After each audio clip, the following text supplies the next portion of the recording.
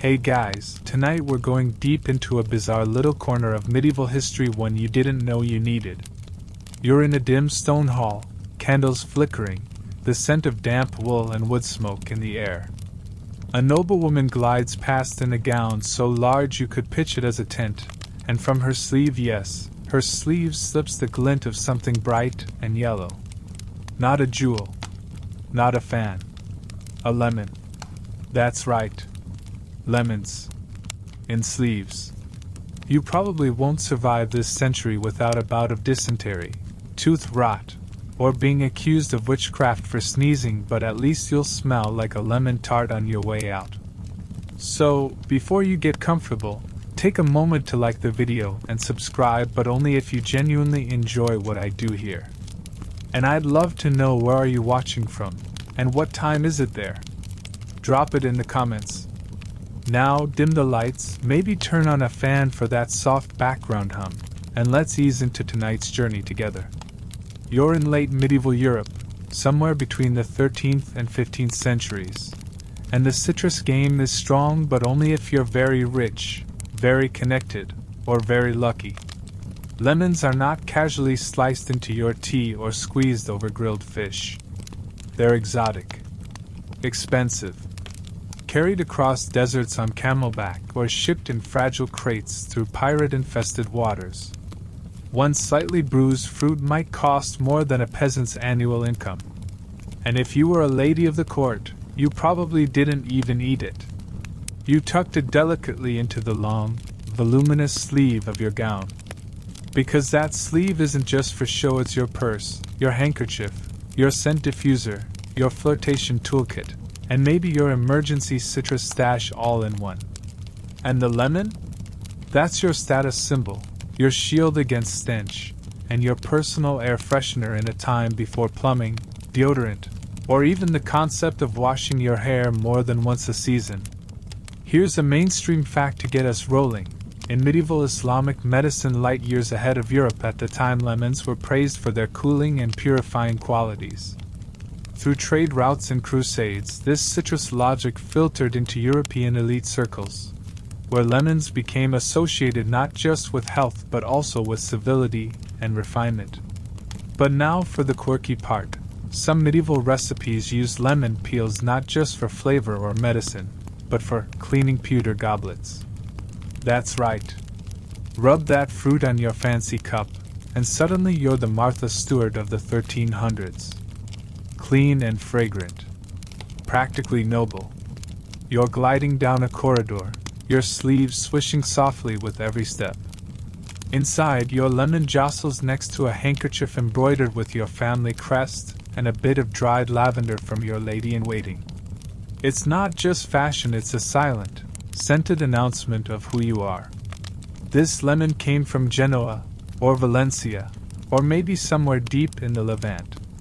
Wherever it originated, someone probably risked their life to get it here. And it's not just ladies who are enchanted by lemons. Some medieval physicians believe citrus peels protect you from the plague. Not that this is backed by any modern science, but when your neighbor just keeled over from sneezing, a lemon in the sleeve feels less like a luxury and more like survival gear. Historians still argue whether these beliefs stemmed more from practical observation. Lemons do contain some antimicrobial properties, or from symbolic connections to purity and light. Now, here comes a moment that's more relatable than you'd think. Picture it. You're sitting in a smoky hall, the fireplace belching ash. Your neighbor hasn't bathed since last harvest, and someone nearby just tore into a roasted onion like it's a love letter. You reach into your sleeve, fish out your lemon, and hold it daintily to your nose. Crisis managed. Scent restored. Sanity preserved. Of course, not every lemon was real. Sometimes the nobility used artificial pomanders, little metal orbs filled with spiced citrus peels, crushed cloves, and resin. These trinkets were often hung from belts or carried in sleeves like their real counterparts. A less perishable and far more ornate solution. One queen was rumored to own a gold pomander encrusted with sapphires, filled with dried orange and lemon rind steeped in musk. And remember those sleeves? They could be enormous. By the late 14th century, fashionistas wore sleeves so wide and heavy that they dragged along the floor, occasionally sweeping up dirt, rats, or the occasional unlucky dog. If a lemon fell out, you might not notice until you sat down and squished it. And heaven forbid your citrus rolls across the floor during a banquet. Very unseemly. We're just scratching the surface here, but already you're seeing that the humble lemon was anything but humble. It was a miracle fruit, a beauty tool, a social buffer, and an olfactory lifesaver in an age where things mostly smelled like goat. So next time you complain about overpriced lemons at the grocery store, imagine paying 3 months' rent just to get one and then not even eating it. And yes, we'll get to the whole romantic lemon signal thing later. Spoiler alert, if someone tucks a lemon in your sleeve, they're not offering you citrus. They're offering something juicier.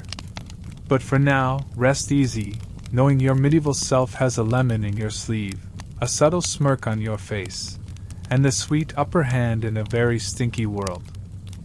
You step outside into the open air of a medieval city, if open air is the right word for what you're breathing. The streets are muddy, the animals are loose, and the general aroma hits you in the face like a fermented cabbage. If you're lucky, there's a breeze pushing the worst of it towards someone else. But for now, you're stuck with it. Welcome to the olfactory landscape of the 14th century. This place stinks. And not in a quaint, oh how rustic way. It's a full spectrum, roundhouse kick of smells. Human waste sloshes in the gutters. Tanners boil animal hides and urine just down the lane. Someone's got a fish stand that's been resting in the sun for 6 hours too long. And let's not even talk about the horse that's been quietly decomposing outside the city gate. Life is vibrant, yes, but mostly in the nasal cavities. Enter your secret weapon, the lemon. You don't eat it. That would be wasteful. You sniff it gently, like you're contemplating a mystery. And in a way you are. Why is this fruit even here? Here's your solid historical fact. By the High Middle Ages, lemons were being cultivated in the Mediterranean, especially in areas like Sicily, Genoa, and Andalusia. Trade routes, often controlled by Arab and later Venetian merchants, slowly ferried the fruit northward, where nobles and monastics took note of its fragrance and supposed healing properties. But it wasn't common. Lemons were still rare enough in England and northern France to be considered luxury imports well into the 15th century. Which makes it all the more absurd that people didn't just eat them. Or rather, absurd to modern logic. Because medieval logic is its own kind of twisted, beautiful puzzle box. Food wasn't just food. It was medicine, symbolism, virtue signaling, and sometimes just straight-up superstition in a rind. You walk into a great hall, and the smell doesn't get better. There's rushes on the floor, changed once every, few months, maybe. Guests drop bones under the table. A boar's head sits on the dais, grinning at you with apple-stuffed smugness.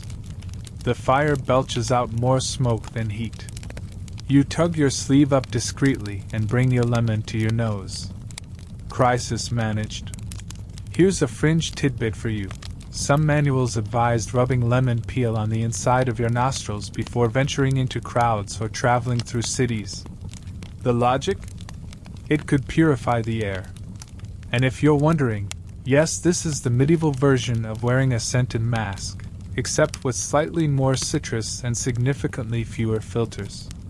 You begin to understand that scent was more than comfort, it was self-defense.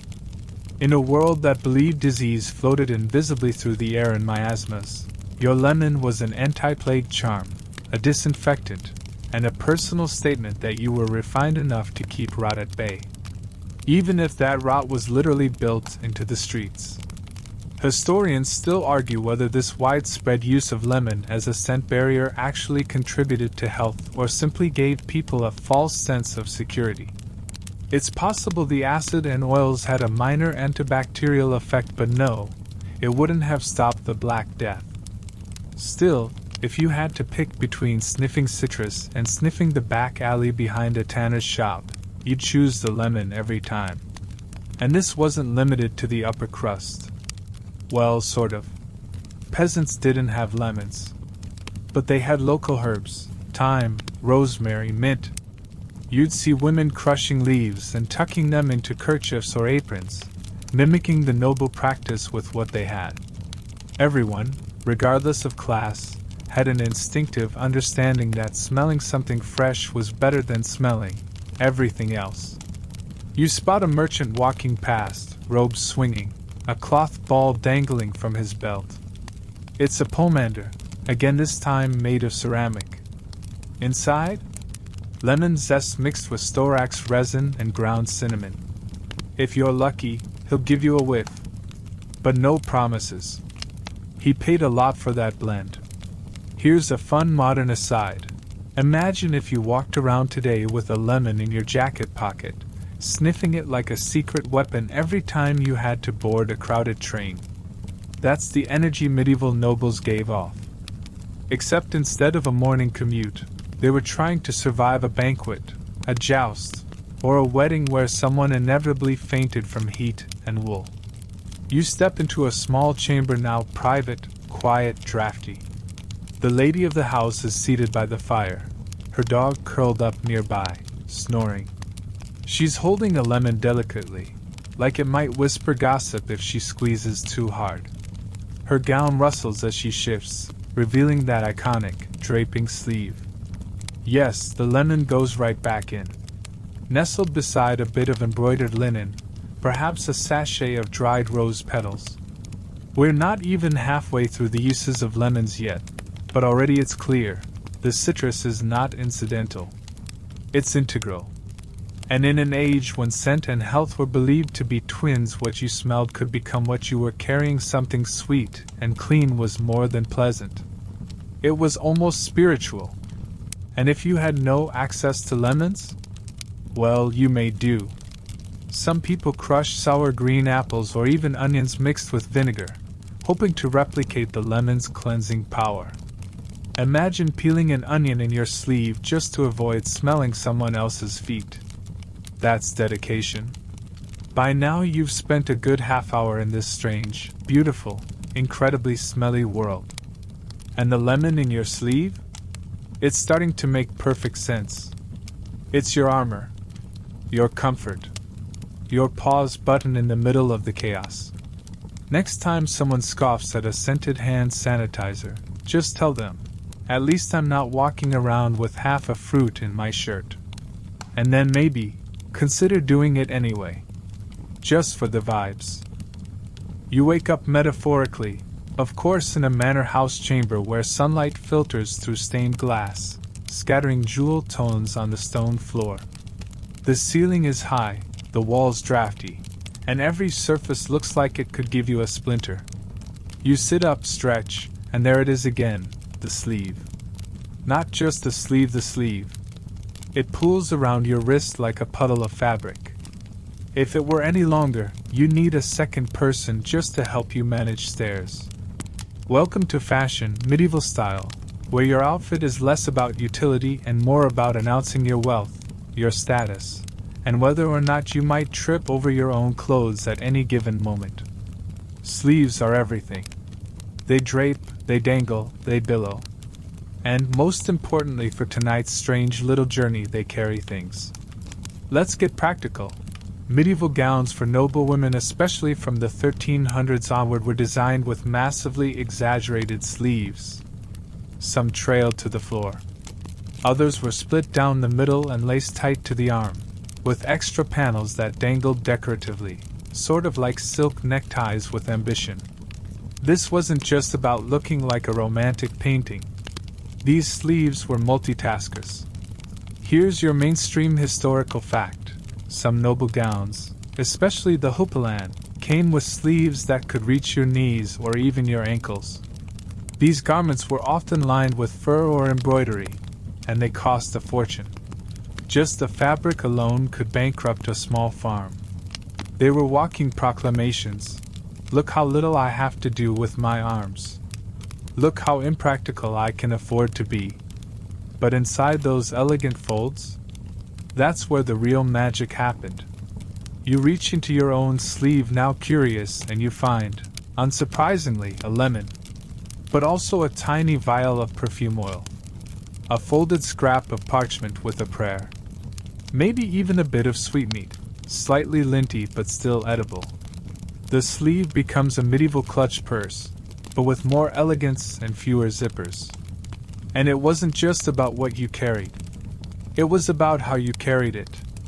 A lady didn't need to reach across the table to grab a handkerchief. She gently pulled it from her sleeve like a magician drawing a silk ribbon from a hat. Drama. Poise. And yes, maybe a tiny lemon tucked just so, a glint of gold against velvet.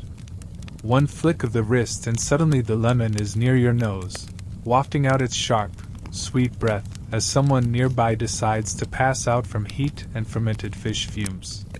Here's your quirky fact. There's a painting from the early 15th century in which a noblewoman is depicted with a literal dog peeking out of her sleeve. Yes, it's probably symbolic. But also the sleeve was that big. Lemons, letters, loose change, and small animals were not out of the question. Sleeves even served as a form of flirtation. Picture a courtly dance, soft music plinking from a lute, as two people twirl in rhythm. A lady adjusts her sleeve, revealing just a flash of something inside, a lemon rind, perhaps, or a token from a secret admirer.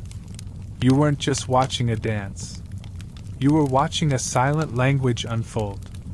Historians still argue whether sleeve storage was a universal practice or more of a courtly fashion confined to the elite. Some argue that the average noblewoman would never carry perishables in her gown, while others insist that sleeves functioned as practical pockets before actual pockets were invented. Either way, the idea of the lemon as both fashion accessory and mobile air purifier certainly made sense in a world of overwhelming smells and limited personal space. And the sleeves weren't limited to women. Men at court had their own dramatic silhouettes, gigantic shoulder pads, dangling tippets, and layers upon layers of fabric that screamed, "I don't do manual labor." A young nobleman might tuck a scented cloth inside his sleeve to impress a lady. A courtier could keep a token from his ladylove, infused with lemon oil, against the inside of his wrist. Let's pause for a moment and imagine wearing one of these outfits today. You're on a crowded bus. Your sleeve is 5 feet long. You discreetly reach into it and produce a lemon. Your seatmate looks at you like you've lost it. But you know better. You're just tapping into centuries of fashion-forward citrus strategy. Modern aside, it's basically the Renaissance version of carrying mints in your coat pocket if your coat was designed by a very theatrical wizard with a flair for embroidery and a deep hatred of stairs. You wander now into a merchant's home. Not a noble, but wealthy enough to own velvet and complain about taxes. His wife sits with her friends, sleeves neatly folded, and in the center of the table is a dish of preserved lemon peels soaked in rosewater. Guests are encouraged to press one to their wrist or nose. This is the scent equivalent of putting out a charcuterie board. Hospitality, but make it fragrant. In fact, lemon peel shows up in all kinds of strange places. In love potions. In linen chests. In the folds of veils. It's not just about scent anymore, it's about symbolism. Lemons are sharp, clean, bright. They represent refinement in a world still figuring out soap. And here's something sweet to end on. There's at least one medieval poem in which a lover compares his lady's lips to lemon balm, praising her breath as like the fresh rind of citron newly split. Flattering? Questionable. But oddly poetic, if you're into romantic fruit metaphors. You draw your sleeve close now, fingers brushing that small, smooth lemon nestled within. It's not just there for show. It's armor, accessory, atmosphere. And in a pinch, maybe a snack, though let's be honest, nobody's eating this thing. Not yet anyway. You're walking slowly now, through the cobbled streets of a medieval town, and the air feels heavier than it should. It's not just the weather, it's the weight of dread. A strange unease hums beneath daily life. People avoid eye contact. Church bells toll more often than usual. You notice red crosses painted on doors and bundles of herbs hung in windows. Someone coughs behind you, and everyone flinches. You've entered the age of the plague. Not that you know the science of it. Germ theory is still centuries away. All anyone knows is that people are dying fast, horribly, and often. Entire families vanish in a week. Cities lose half their populations. And everyone's scrambling for an explanation. The most popular theory? The air itself is poisoned. Miasma, they call it, a foul, invisible vapor rising from corpses, swamps, sewage, or just general sin. You breathe it in, and it corrupts you from within. It's as unscientific as it gets, but when people start dropping dead from just being near each other, it's hard to argue. This is where your lemon becomes more than a fashion statement. It becomes a lifeline. Here's a mainstream fact for you. During the Black Death, 1347 to 1351, people believed strongly that sweet, clean smells could protect them from disease. Doctors wore masks stuffed with aromatic herbs and spices. Wealthy households burned juniper or rosemary to cleanse the air. And nobles carried scented objects like oranges stuck with cloves or, yes, lemons tucked inside sleeves to protect their noses from the deathly stench, and possibly from the disease itself. You reach into your own sleeve and press the lemon to your nose. It's sharp, clean, almost medicinal. Is it working? You don't know. But it gives you a sense of control, however fleeting, in a world where nothing makes sense anymore. Now here's your quirky tidbit. In 1348, some towns went so far as to fine people for smelling bad, under the belief that their personal stench could contribute to the spread of the plague. Yes, smell became a public health crisis. You and your lemon would be considered model citizens. You enter a church now, where incense burns so thick it nearly chokes you. A priest waves a censer, muttering Latin prayers, while peasants pray with damp eyes and snot-streaked faces. The air is thick with fear. You see a woman beside you clutching a lemon like a relic. Maybe she bought it from a trader for more than she could afford. Maybe she believes it's the only thing between her and death. Historians still argue whether citrus was actually viewed as medicinal in the strict sense, or more as a luxury talisman, half medicine, half magic. Arabic medical texts, which were more advanced than their European counterparts, described lemon's cooling properties and used it in treatments for fever and stomach ailments. But once those ideas filtered into medieval Europe, they became distorted. The line between science, folklore, and desperation blurred into something that smelled vaguely of lemon and fear. You move through a plague hospital, now a grim place. The scent of illness is so strong it seems to stain the walls. Nurses wear cloths over their faces soaked in vinegar and herbs. Some clutch small cloth bags stuffed with citrus peels and spices, tied to their belts. You recognize the shape immediately, lemon. The irony, of course, is that lemons were expensive, too expensive for most. If you're sniffing one now, it means you're rich. Or lucky.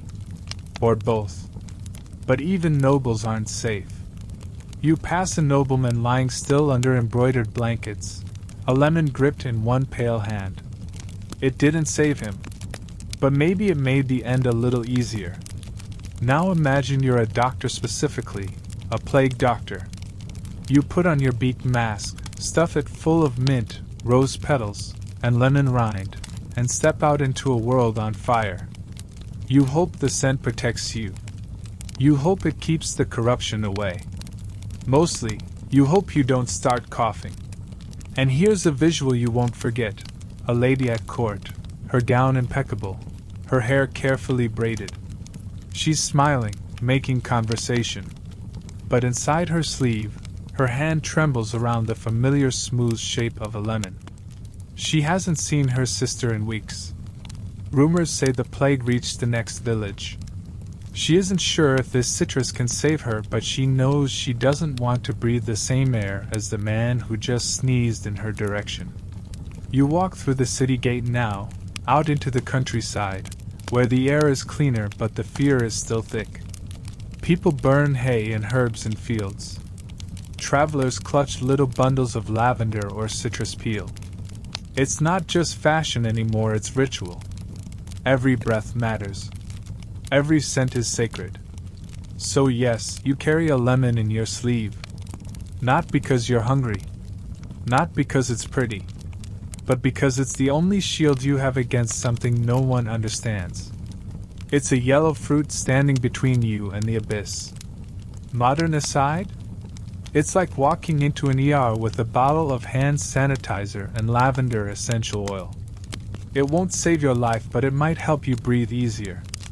And in the Middle Ages, that was enough. The plague might be retreating for now, but its ghosts linger in the air, and so does your lemon.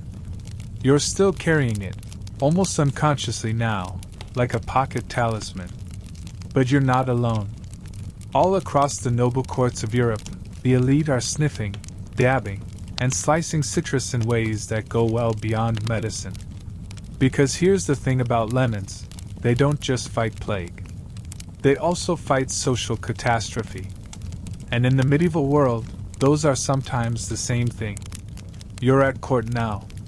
Velvet drapes, wax candles, long polished tables laid with silverware so finely etched it looks like embroidery. The nobles arrive in carefully arranged order, gowns whispering across the stone floor, sleeves swinging like tapestries in motion. Everyone's watching everyone else, eyes flicking sideways beneath heavily lashed lids. And the scent? Lemon, clove, cinnamon, rose. It hits you before the conversation does. Welcome to the perfume wars. Here's your mainstream fact. By the 15th century, perfumery in Europe was becoming a refined art, particularly in Italy and France.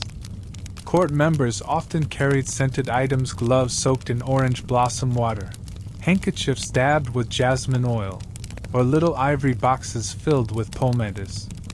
And yes, lemon peel, especially dried, grated, or distilled, was a staple in these scent mixtures. Its crisp brightness stood out against the musk and myrrh of heavier perfumes. But here's the twist: perfume wasn't just about smell. It was about politics. And lemons had become part of that game. You overhear a conversation between two noblewomen. One discreetly adjusts her sleeve, wafting out a stronger burst of lemon and mint. The other winces, ever so slightly, and shifts to reveal a sprig of rosemary pinned at her neckline. It looks like polite conversation, but it's a duel. In a society where physical space is tight and private hygiene is, shall we say, inconsistent, controlling the air around you becomes a flex. Your lemon doesn't just make you smell nice. It carves out a citrus-scented personal bubble in a world that doesn't know what a toothbrush is. Here's your quirky tidbit. In some noble households, servants were required to walk ahead of their masters with scented cloths or citrus pomatus, preparing the room. Think of it as medieval air freshener but with drama and job titles. You walk through a royal dressing chamber now, where perfumes are stored in gilded bottles and citrus peels are laid out to dry near the hearth. A court lady reaches for her lemon, slices it delicately with a tiny silver blade, and rubs the juice on her fingertips. Why? Because scent clings to pulse points, and also because no one wants to shake a hand that smells like yesterday's turnips. Historians still argue whether lemon-scented items were seen as strictly hygiene-related or whether they carried more esoteric meanings: purity, refinement, clarity of mind. One 14th-century herbal suggests that lemon balm dispels melancholy and makes the heart light. which is both sweet and mildly suspicious coming from a society that also thought bathing once a month was ambitious. Let's drift sideways now into the kitchens of the noble estate. Here, lemons take on another role, culinary camouflage. The meat isn't always fresh. The fish may have traveled. So, in goes the lemon, in sauces, in broths, even just rubbed along the rims of goblets to disguise the iron tang of poorly cleaned vessels. You taste luxury, but also self-preservation. The rich aren't immune to dysentery, they've just gotten better at masking it in citrus. You pause beside a table where lemon peels dry on a silk cloth. They'll be grated into sachets later, or boiled into syrups, or pressed into hand lotion made with sheep fat.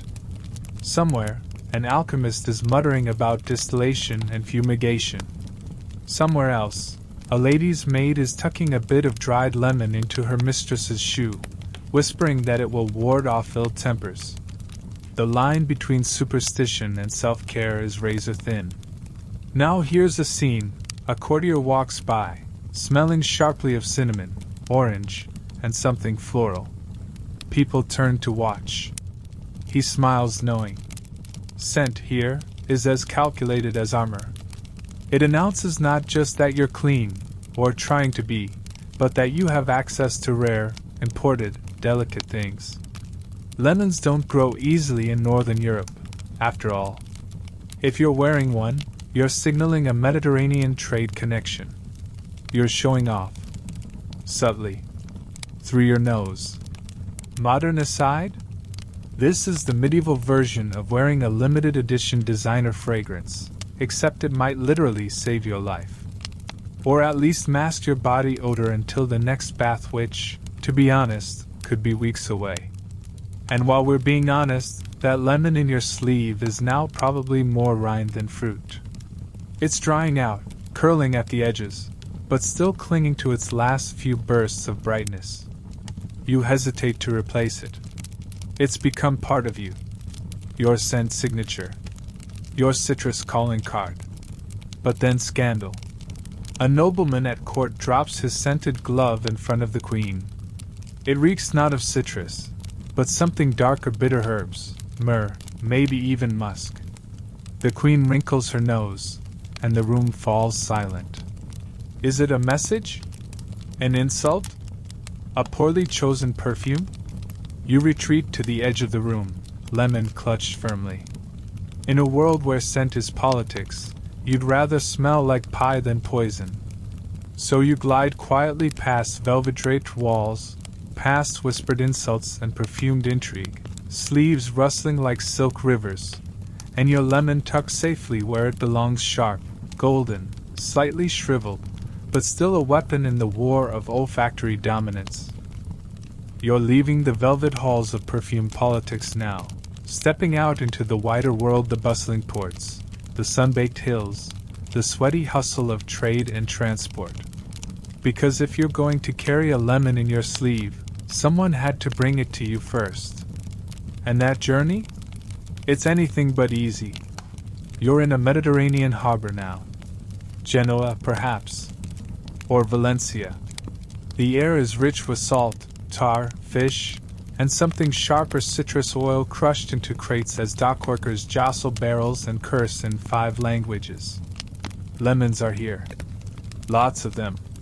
Fresh off groves kissed by sun, their skins so glossy they almost glint. But these aren't just local produce. These are commodities. Power, prestige, and plague protection all wrapped up in yellow. Here's your mainstream fact. By the 11th century, thanks to Arab agricultural innovation, lemons were cultivated across the Islamic world, particularly in Al-Andalus, southern Spain, Sicily, and parts of North Africa. These groves produce fruit not just for eating but for export, often dried or candied, or packed into tight wooden crates for long journeys north. From these centers, citrus began its climb through the social ranks of Europe, carried by traders, monks, and crusaders with a taste for something tart. But lemons weren't just cargo. They were drama.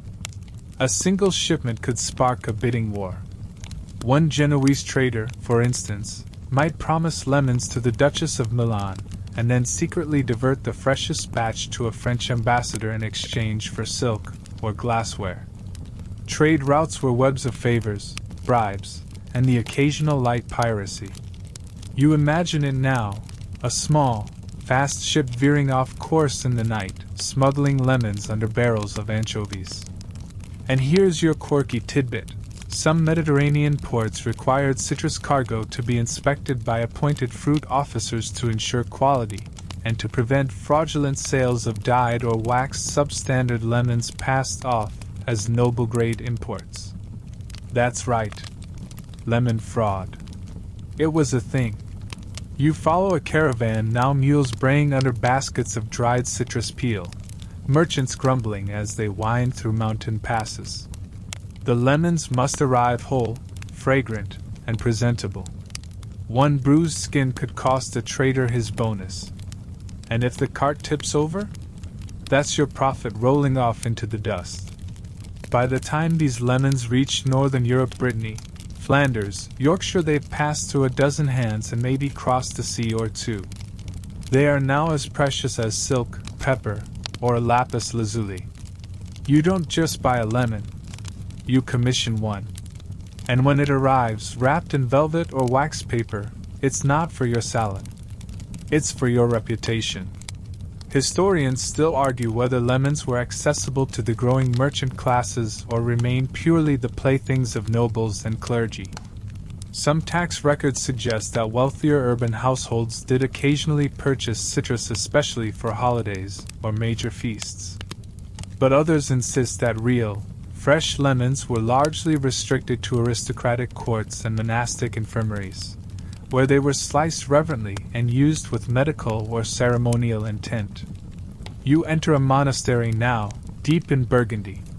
The infirmarian opens a chest and reveals 3 shriveled lemons, brown at the tips, fragrant still. They were brought in a month ago, packed with snow from the Alps. Each is marked with a wax seal. You are not to touch them unless you are dying.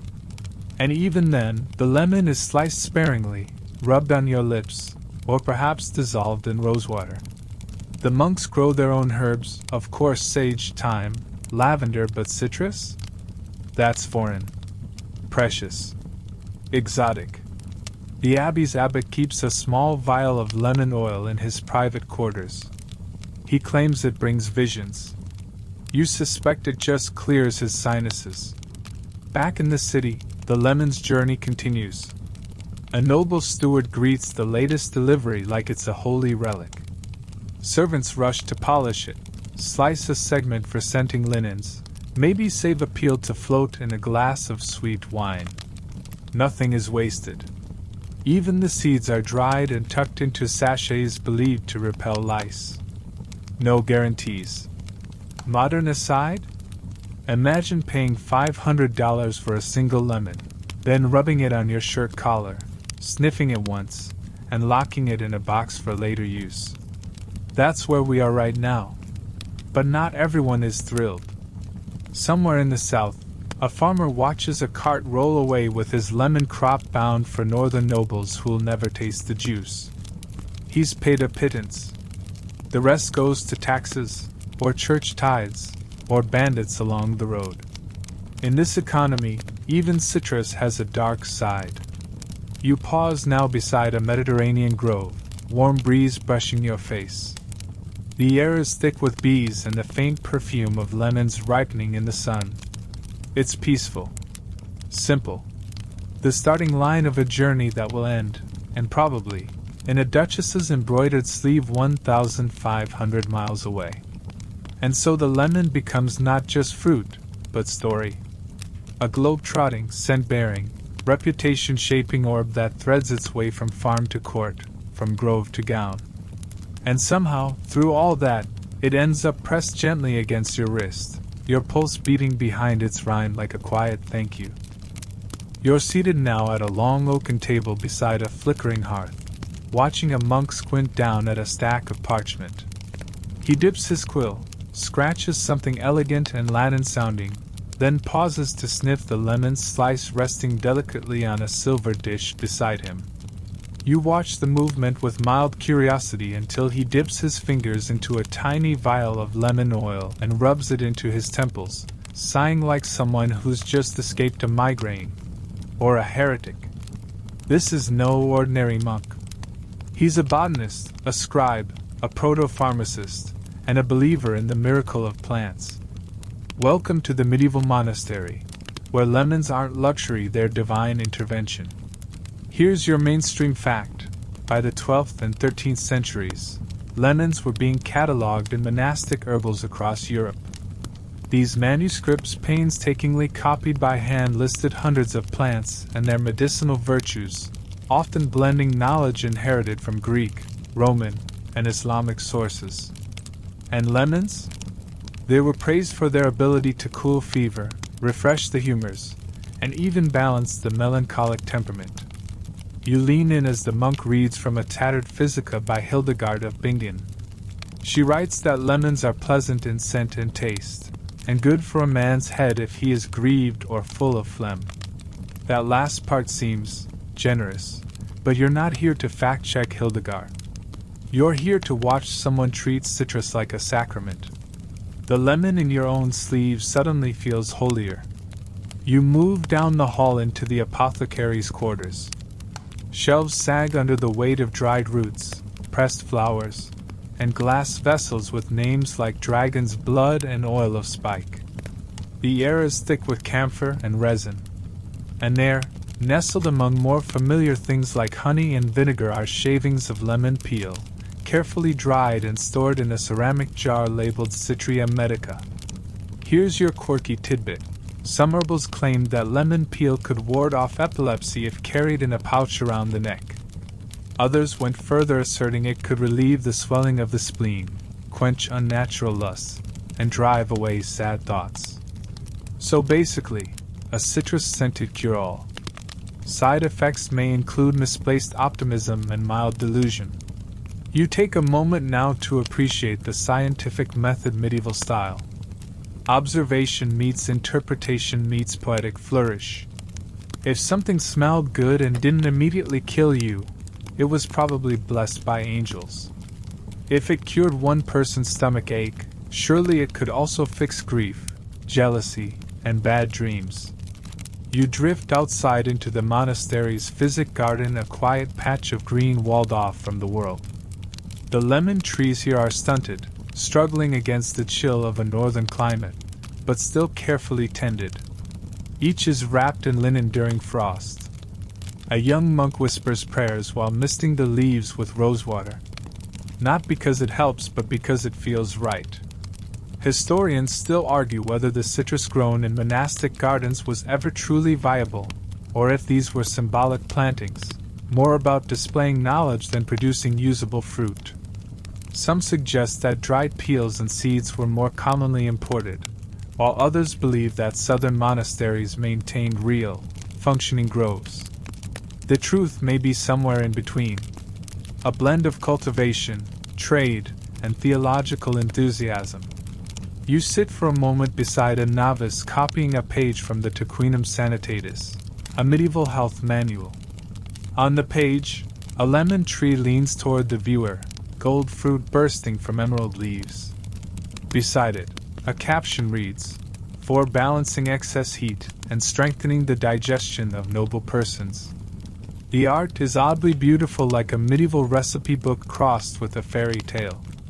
And somehow, the lemon is both medicine and metaphor. Let's be honest, you'd probably buy this illustrated herbal on Etsy if it existed today. Embossed cover, maybe a bonus sachet of dried peel. 10 out of 10 would gift to a stressed-out friend. Now imagine the nobleman receiving this knowledge not from a physician, but from a monk with ink-stained hands and a voice like gravel. The noble doesn't ask questions. He takes the lemon, sniffs it once, and passes it to his steward. By dinner, it's been rubbed on the roast, the linens, and maybe the dog, just in case. In the background, a choir starts to sing. Their voices rise like mist over the courtyard. You lean back, lemon in hand, and close your eyes. For a moment, the world is simple, balanced, sweet and sharp at the same time. Because that's what the monks believed, that the natural world was full of symbols, and the lemon was one of them. A sun-colored fruit that pierced through plague, melancholy, and sin. A tiny, fragrant rebellion against the darkness.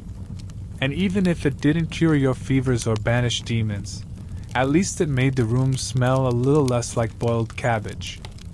Modern aside, think of it like the medieval version of aromatherapy and holistic wellness, but with a monk and a mortar and pestle instead of a diffuser and a yoga playlist. So the next time someone tells you lemons are just garnish, remember the monks. Remember the ink and the prayers and the parchment soaked in lemon oil to keep the mice away. Remember that even in the dimmest corners of history, someone believed a lemon could save a soul. And you're still carrying one. Because in this world or any other, it never hurts to smell like hope. You're in front of a mirror now. Well, not a mirror exactly, more like a polished metal disc that distorts your face slightly, turning your nose into a vague hill and your cheekbones into fuzzy ridges. Still, it's the best you've got, and today's goal is simple: beauty. Or at least, something adjacent to not being mistaken for a peasant. The lemon sits beside you on the table, waiting. Welcome to medieval skincare. Here's your mainstream fact. Noblewomen in the later Middle Ages often used mixtures of lemon juice, vinegar, egg whites, and even white lead to lighten their skin. Pale skin wasn't just a preference, it was a status symbol. Tan skin implied you worked outdoors. Pale skin meant you had people who did that for you. You dip your fingers into a small bowl of lemon and honey concoction and gently smear it across your cheeks. It tingles, then stings. A bit more than you expected. You blink. Somewhere in the background, someone's playing a harp. It does not match the feeling of mild acid working its way into your pores. And here's your quirky tidbit. One recipe for a medieval complexion water included lemon juice, crushed pearls, and powdered deer antler, all mixed with vinegar and applied nightly. Yes, nightly. There's no record of whether this worked, but based on the ingredients, it definitely hurt. You glance at the array of tools beside your mirror: tweezers for eyebrows, a coarse cloth for scrubbing, and a paste made from crushed lemon rind and chalk powder. The goal? A complexion as smooth as alabaster, with the soft gleam of someone who hasn't seen the sun since the feast of St. Agnes. You're not alone in your quest. At court, beauty rituals are serious business. Ladies exchange lemon recipes like secrets. Some soak their veils in lemon water to scent them. Others add lemon juice to rinsing bowls to make their hands look whiter and cleaner. One countess, reportedly, dabbed lemon on her tongue every morning to keep the mouth from smelling of sleep. Bold. Acidic. A risky start to the day. But the risks go beyond tongue tingling. Lemon juice combined with certain powders and minerals was often used to create skin lightening treatments. And unfortunately, one of those minerals was lead. Historians still argue whether noblewomen understood the long-term dangers of these concoctions. Some sources suggest that they suspected their beauty potions were harmful, especially as users began to experience fatigue, headaches, or even hair loss.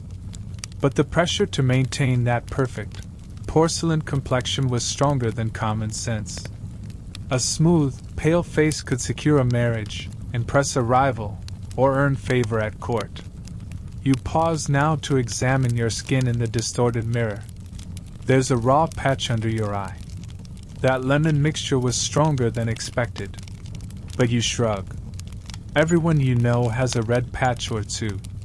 It's practically fashionable. Let's drift for a moment into the world of medieval cosmetics, where lemon made frequent, if not always helpful, appearances. Lemon peel, finely ground, was mixed into pastes for smoothing wrinkles. Lemon oil was used in early attempts at hair removal. Spoiler, it didn't work.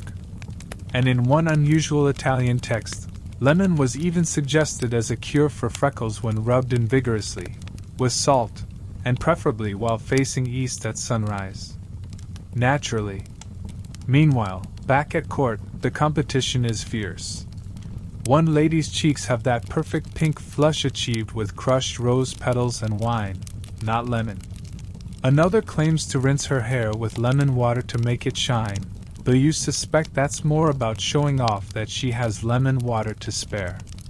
Every woman is armed with her little tricks, her personal rituals. The lemon isn't a fruit anymore. It's part of the aesthetic arsenal. You step outside for air. The sun hits your face, and you immediately pull your hood forward. Sun exposure ruins everything: burns, tans, freckles. No, thank you. You carry your lemon slice under your veil now, both as scent and shield. Maybe if you keep your skin properly acidic, the sun will bounce right off. Modern aside? It's a bit like slathering yourself with DIY toner before realizing you've created a science project on your face. But hey, at least you smell nice. There's a darker side to this, of course. The obsession with pale skin meant many women never saw daylight. Girls were praised for staying indoors, behind screens or curtains. Physical fragility became a symbol of wealth. And anything even chemical burns or slow metal poisoning was considered acceptable if it achieved the look. One noblewoman in Paris reportedly kept a pet rabbit, not for companionship, but because its snow-white fur was her model for how her hands should look. Every morning, she compared her fingers to its coat. If she was too tan, out came the lemon juice and chalk dust. You return to your chamber now, wiping your face gently with rose-scented cloth. The sting lingers, but the skin looks smoother, paler. You smile faintly at your reflection. Mission accomplished. Historians will one day marvel that lemons so sharp, so tart became instruments of beauty in a world that had no SPF, no dermatologists, and definitely no warning labels. But you just accept it. Because looking noble is sometimes more important than feeling comfortable.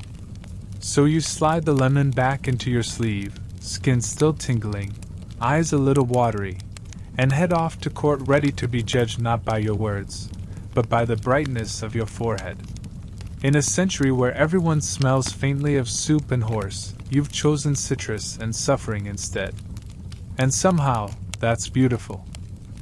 You're back in the great hall now, and the air is humming not with music or chatter, but with secrets. It's not quite evening, not quite daylight. Just that awkward, candlelit middle space where whispers travel faster than footsteps. You sit quietly near a window, sleeve resting heavy on your arm, and you feel it, the familiar bulge. The lemon. Still there. Still cool, still whole. But now, it's more than just scent or beauty. It's a private compartment. A lockbox sewn into fashion itself. Because tonight, you're not using your sleeve for fragrance. You're using it for concealment. Here's your mainstream fact. Noble gowns in the later Middle Ages, especially those worn by women of wealth and influence, often featured hidden pockets, slits, and folds inside their sleeves or lining. These functioned as rudimentary pouches or storage spaces long before the concept of a handbag existed. Items like coins, amulets, handkerchiefs, notes, keys, and yes, citrus fruits could all be tucked discreetly away. So yes, lemons were carried for their scent and symbolism, but also because sleeves were, quite literally, the medieval equivalent of a hidden drawer. You shift in your seat and reach in. Your fingers brush the rind. Then something else, a square of folded linen, a scrap of parchment, a tiny wooden bead with the faint smell of incense. It's like your arm is a miniature chapel, spice cupboard, and messenger bag rolled into one. And here's your quirky tidbit. Archaeological textile studies from a few preserved burial gowns reveal faint staining inside certain sleeve linings, traces of herbs, resins, and fruit oils, likely from items carried regularly against the skin. One lady was buried with a sachet of dried orange and bay leaves still clutched in the crook of her sleeve. Her lemon didn't survive, but its echo did. You walk now through a quiet courtyard, your footsteps muffled on damp stone. A younger maid approaches you nervously. She glances around, then slips something into your hand. A pressed flower. Crushed slightly. Still fragrant. You nod, then instinctively tuck it into your sleeve. Why? Because no one will search there. Not unless they know exactly what they're looking for. Sleeves like yours don't just hide things, they protect them. This is your privacy. Your armor. Your diary with no pages. And it's not just lemons anymore. Some women carry dried rosemary, clove-studded oranges, or even tiny wax charms for fertility, luck, or warding off unseen eyes. Items you couldn't talk about in public, but couldn't bear to leave behind. Historians still argue whether some of these objects, like the infamous pennyroyal sachets, were intended as abortifacients, or merely symbolic protections against unwanted pregnancy. It's difficult to know, especially when the written records shy away from anything too direct. But the presence of herbs associated with uterine contractions, tucked quietly inside women's garments, suggests a world of whispered knowledge. A quiet defiance. A sleeve full of secrets. And what about letters? You find one now, rolled so tightly it feels like a twig. You unroll it gently. Ink faded. Words in a soft, curling hand. Not addressed to you but clearly meant for someone nearby. This is how messages moved at court. Not in loud declarations, but in silk-wrapped stealth. You glance around the room and notice others adjusting their sleeves. One man pretends to scratch his wrist, then subtly shifts something back into place. A noblewoman stretches, letting the inside of her sleeve catch a breeze. The perfume hits you, lemon and clove. She notices your glance and smiles faintly. There's an unspoken understanding here. The court may be full of eyes, but the sleeves are full of stories. Let's imagine a scenario. You're at a banquet.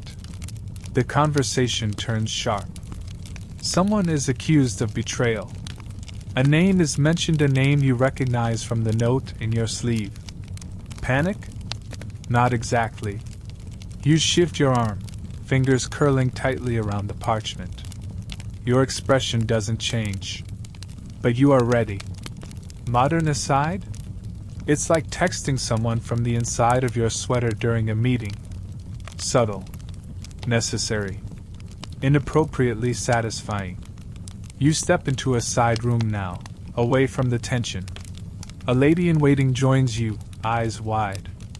She reaches into her sleeve and produces a sprig of rue wrapped in lemon peel. For courage, she whispers. You do the same, pressing your own lemon to your lips like a quiet vow.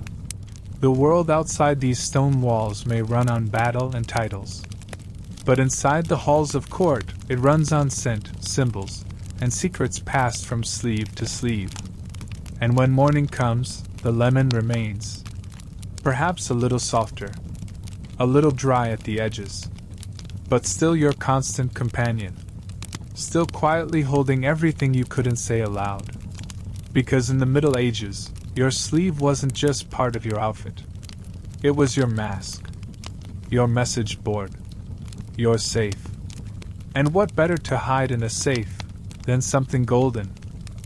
It's a bright day in the garden court, and the air hums with bees, laughter, and the faint sound of a lute plinking out a love song so slow, it might actually be melting the flowers. You're seated beneath an arched stone colonnade, watching the noble youths flirt like it's a full-contact sport, and in a way, it is. But no one's whispering sweet nothings just yet. No, here, courtship starts with a glance, a gesture, and sometimes a lemon. Yes, you heard that right. Because when the air gets thick with perfume, politics, and performance, what better way to express your affection than by offering someone fruit? Here's your mainstream fact. In the late Middle Ages and Renaissance, it was not uncommon for fruit, especially rare or imported varieties like lemons, oranges, and pomegranates, to be used as courtship tokens among the nobility. A suitor might offer a lady a citrus fruit as a gesture of interest, particularly during festivals, pageants, or private walks in the garden. And no, it wasn't just because people liked snacks. Lemons carried meanings. Tart, golden, fragrant, they symbolized purity, luxury, and restrained desire. A suitor might press a lemon slice into a lady's palm with the same gravity you might expect from a proposal.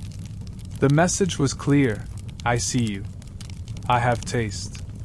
Also, I have trade connections. You're watching now as a young courtier, eager, overdressed, clearly new, attempts the lemon maneuver. He fumbles slightly, pulling the fruit from his sleeve and offering it to a noblewoman who raises one brow so high it nearly enters another dimension. Still, she takes it, sniffs it, smiles. Game on. Here's your quirky tidbit. In some regions, citrus fruits were considered so romantic that their peels were used in love spells. A common one? Write your beloved's name on a strip of lemon peel, place it under your pillow, and dream of your future together. If they appear, your love is true.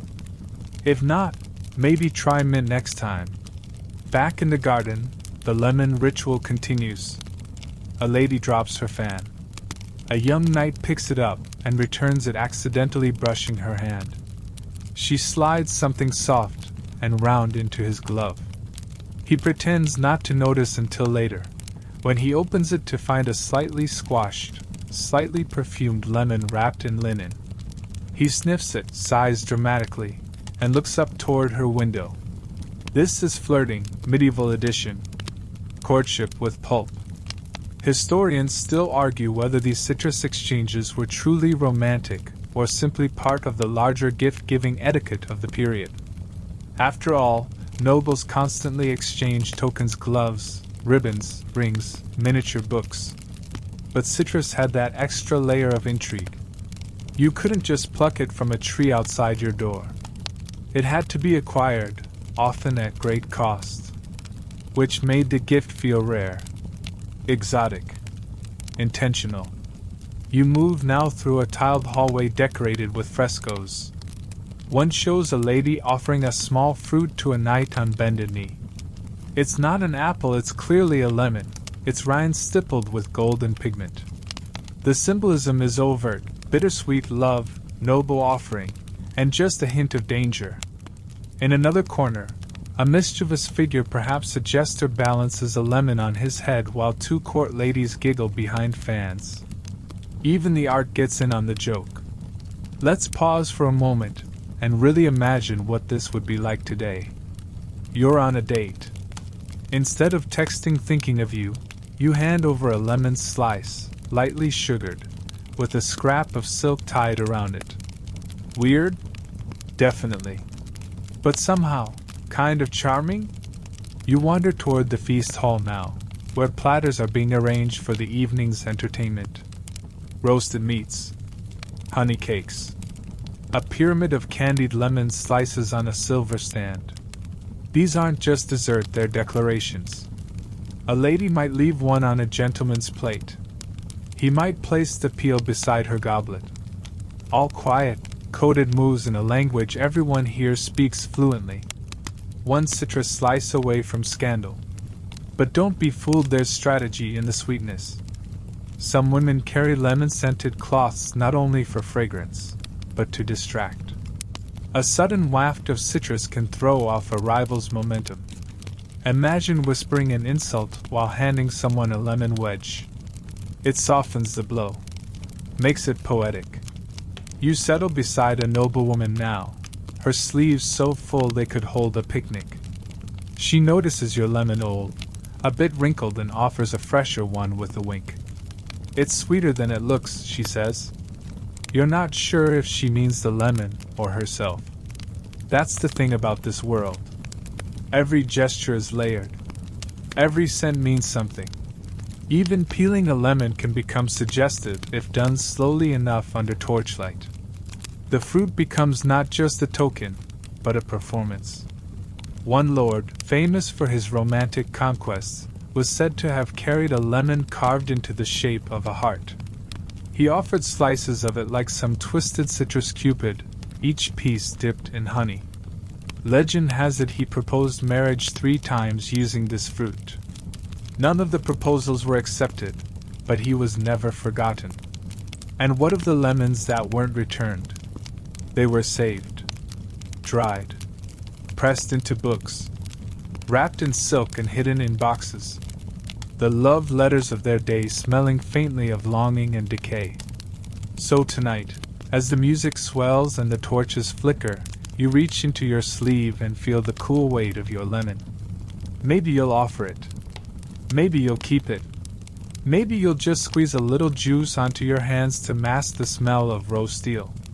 Because here, in the world of courtly love and citrus innuendo, the line between flirtation and fragrance is thinner than a lemon peel. And who knew romance could be this zesty? You're deeper inside the castle now, through the echoing stone halls and toward the quieter rooms where real power whispers, not shouts. The court is still abuzz with pageantry, yes, but the mood here is different. More charged. Like everyone's waiting for something, or watching everyone else just a little too closely. You're about to learn something very important. In medieval life, smelling nice wasn't just about attraction. It could mean the difference between admiration and accusation. Welcome to the fragrant panic of court life. Here's your mainstream fact. Throughout the late Middle Ages and Renaissance, many members of the nobility, especially women, were judged not just on appearance and manners but also on how they smelled. A clean, sweet, and consistent personal scent was often interpreted as evidence of moral virtue and good health, while a strong or unusual odor could raise eyebrows and suspicions. And that lemon you carry? It might save you from more than a fainting spell. It might save you from being accused of sorcery. Let's set the scene. You're seated in a small antechamber, having tea or rather, spiced wine and sugared almonds with 2 ladies from court. One dabs her wrists with rosewater. The other, more daring, leans in close and says, "I mixed lemon with sage oil." Clears the mind. Keeps bad thoughts away. You nod politely, but you can see it in her eyes. She knows what she's doing. She's marking herself as clean, uncorrupted, and maybe, just maybe, untouchable. Here's your quirky tidbit. In certain noble courts, particularly in Burgundy and later France, a woman's scent could be used as subtle evidence in social disputes. If someone smelled too strongly of foreign spices, strange herbs, or musk not typically found in the local palate, gossip would begin. What exactly was she rubbing into her skin? And who taught her to use it? You walk through a corridor and overhear a whispered conversation. Someone's claiming Lady Odette's perfume smells too Eastern. That she rubs citrus on her sleeves not for fashion, but for casting spells. Ridiculous? Yes. But remember, we're in a time when astrology guides medicine, and herbalists walk a fine line between healer and heretic. One drop too many of lemon-scented oil and suddenly you're being asked where you learned that recipe. And from whom. Historians still argue whether scent-based accusations were genuine belief or just weapons of jealousy and court rivalry. Probably both. After all, the lines between magic, medicine, and misbehavior were blurry. And if someone didn't like the way you turn heads or turn noses, they might just start whispering that you'd enchanted your gloves. You pause at a carved door and step into the Queen's Solar. The smell hits you before the color does: lavender, lemon peel, crushed violets, and a faint hint of beeswax. It's heady, intoxicating. But not suspicious, no, it's calculated. Regal. The Queen's scent isn't just personal, it's political. Her chambers are perfumed daily, her linens washed in citrus water, her slippers filled with dried marjoram and orange blossoms. No one would dare question her choices. Not out loud, anyway. Still, her ladies-in-waiting move carefully. One spritz too far into exotic territory, and they'll be answering for it. So they stick to the acceptable herbs: lemon, rose, mint, thyme. All sweet, all safe. All carrying the invisible message: I belong here. I am untouched. You reach into your own sleeve now, pulling out a thin strip of lemon rind you've been carrying all week. It's curled slightly. Still fragrant. You rub it along your fingers, careful not to draw attention. You're not showing off. You're staying within the lines. Let's take a moment to imagine what this would feel like today. Walking into a room with the wrong perfume and having your coworkers accuse you of trying to summon a demon. A little dramatic, perhaps, but not far from what some medieval women endured. Back then, perfume wasn't protected by branding or ingredient lists. It was all reputation. If your scent was too bold, you were vain. Too musky? Wanton. Too complex? Probably a witch. You had to toe the olfactory line, and the lemon was your safety net. Here's a story you overhear. A courtier's wife begins wearing a new blend: lemon oil and myrtle, mixed by her foreign-born maid. Within 2 weeks, she's accused of enchanting her husband. The real scandal? She smells too good for someone of her station. There's a whispered investigation. Nothing comes of it. But she stops wearing the blend. You move now to the gallery above the main hall, where the nobles are gathering for evening entertainment. From up here, you can see it all. The sleeves, the silks, the careful way people lean in to catch a whiff or avoid one. That lord smells of cloves and wine. That lady of violets and faint lemon. The young scribe near the tapestry smells like fear and old ink. Scent tells you who's powerful, who's hiding, who's new. And just below you, someone drops a pomander. It rolls across the stone floor, cracks open. Lemon peel and cinnamon scatter. A gasp.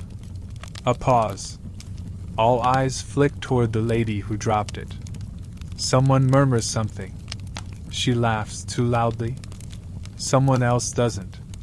You retreat. Enough court for now. Modern aside?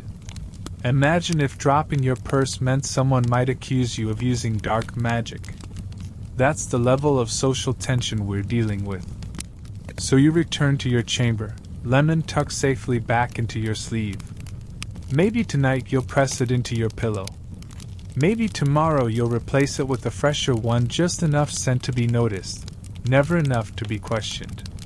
Because in a world where even your smell can put you on trial, every citrus note must be perfectly, precisely, innocent. You wake up early the next morning, the fire in your chamber reduced to a whisper of embers. Your breath fogs in the air. You stretch, shift under the wool blanket, and your hand brushes something cool, something familiar, the lemon under your pillow. You smile, just barely. It's still with you. But today, you're headed somewhere different. Somewhere quieter. Somewhere dustier. You descend a narrow spiral staircase into the monastery's scriptorium, part library, part laboratory, part shrine to all things written and arcane. The scent here is different from court. It's not perfume or people. It's vellum and ink, beeswax, old wood, and tucked away somewhere in a corner, a faint, steady note of lemon. Here's your mainstream fact. In illuminated manuscripts from the 13th to 15th centuries, especially those dealing with botany, medicine, and bestiaries, lemons begin to appear not just as drawings, but as metaphors, margins, and even decorative flourishes. Scribes and artists included citrus fruit in herbals and devotional texts, often blending accurate descriptions with symbolic imagery. You run your fingers along the edge of a manuscript left open to dry. On one page, a monk has carefully inked a lemon tree, its fruit golden and round, its branches improbably swirling in the shape of a spiral. Next to it, a tiny dragon curling around a leaf. It's unclear if it's meant to be guarding the fruit or sniffing it. And here's your quirky tidbit. In some late medieval herbals, lemon trees are depicted as growing in Eden, right next to the tree of knowledge. Lemons were thought by some to symbolize purity, clarity of thought, and occasionally temptation, especially when drawn with serpents or peacocks. Because of course they were. You peer closer at the text. The lemon here is labeled malum medicatum, the healing apple. The word malum is slippery in Latin. It can mean apple, or evil, or just fruit. You imagine the scribe leaning over his page, trying to decide whether this golden fruit heals or corrupts. He probably concluded it does both. Most useful things do. You take a seat near a young illuminator working quietly with powdered pigments and gold leaf. He's painting the edge of a page in the Book of Hours, and in one of the margins, he adds a small yellow-shaped half lemon, half orb. Decorative? Maybe. Or maybe it's a nod to something sacred. Historians still argue whether these marginal lemons were literal, meant to inform, or allegorical, meant to symbolize purification, wisdom, or vigilance. Some scholars point to their placement near saints known for healing or foresight. Others say they're simply botanical fashion on trend for the time. Like doodling an avocado in the corner of your notebook. Weirdly specific. Unquestionably personal.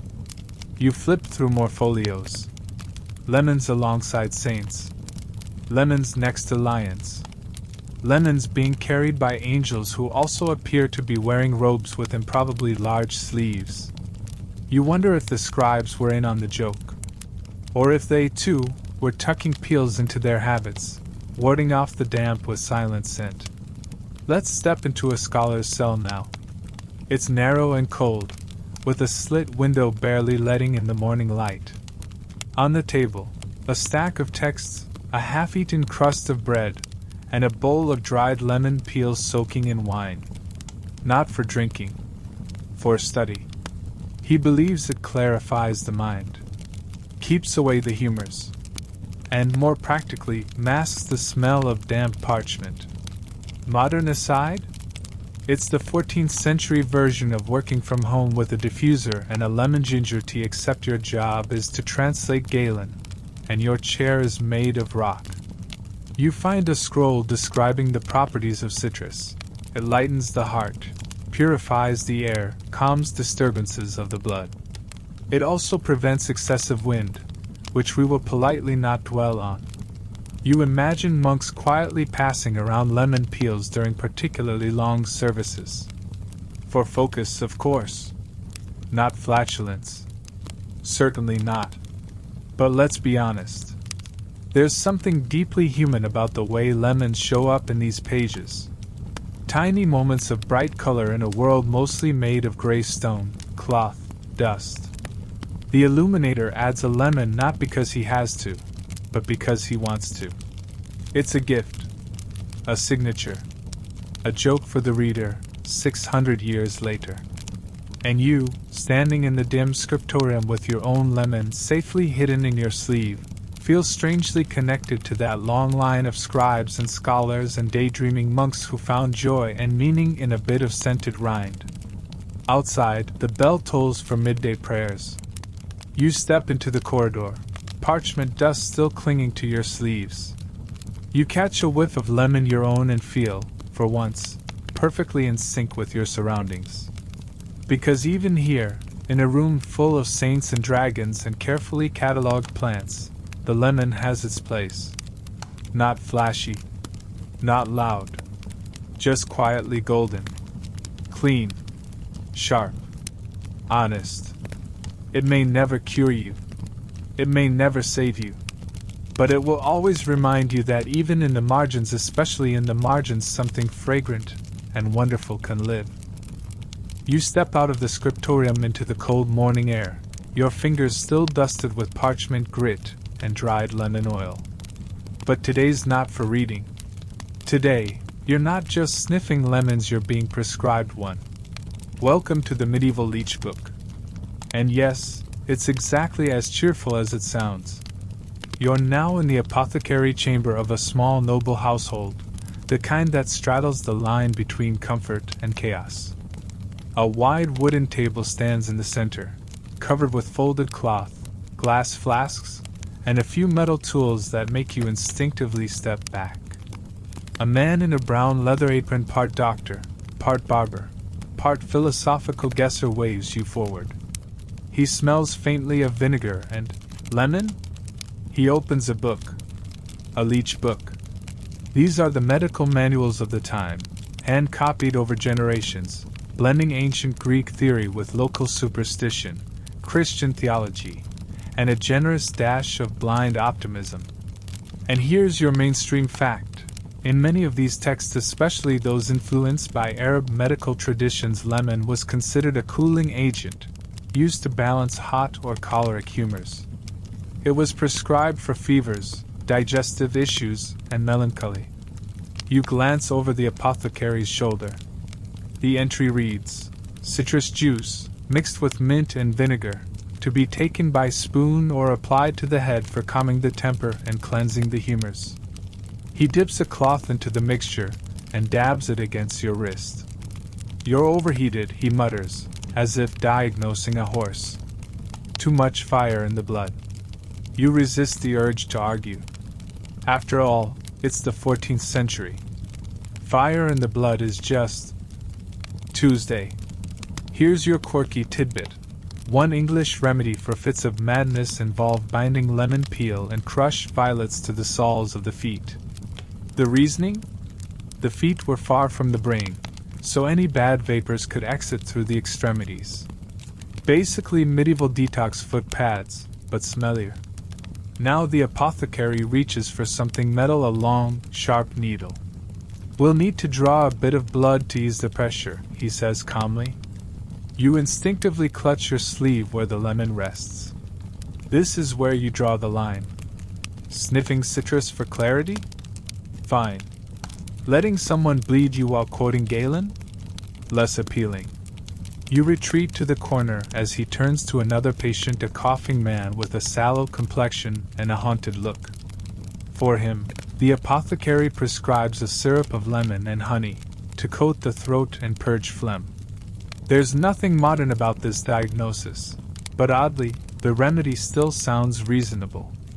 Historians still argue whether lemon-based treatments were widely accessible, or just a luxury afforded to the elite. Some suggest that dried lemon peel and citrus vinegar might have filtered down into urban merchant classes, especially in port towns.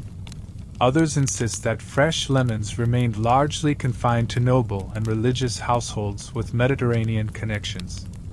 Either way, if you had citrus in your treatment, someone, somewhere, paid handsomely for it. You're invited to sit now beside an elderly woman swaddled in blankets. Her daughter rubs lemon oil onto her hands, whispering about keeping the bad humors from rising. It's more ritual than remedy, but there's comfort in the scent, the familiarity. The lemon is both medicine and memory. Maybe it won't save her, but it makes the room bearable.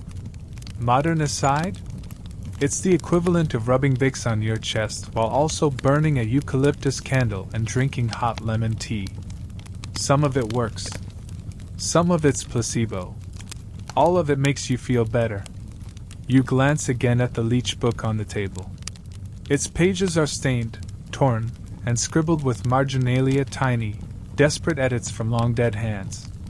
One passage reads, "For the heat of the heart and restlessness of spirit, take rind of the yellow apple steeped in white wine, and inhale thrice upon waking." Yellow apple. That's lemon. Poetic, maybe, but real enough. Nearby, a nurse wraps a lemon-soaked cloth around a young girl's wrist.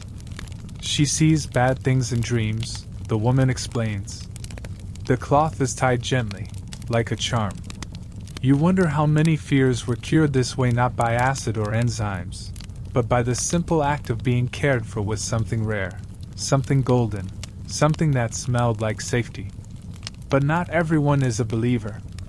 You pass an old man who snorts when he sees the lemons. Too fancy, he grumbles. Give me good salt and boiled barley. His breath smells like vinegar and stubbornness. You smile and leave him to it. You wander now into a side room. Less formal. More shadowed. A small shelf holds a bowl of dried citrus slices, lemons, oranges, maybe something older and darker. Used to scent the air, perhaps. Or burnt during illness. You reach for one, press it to your nose. Still sharp. Still there.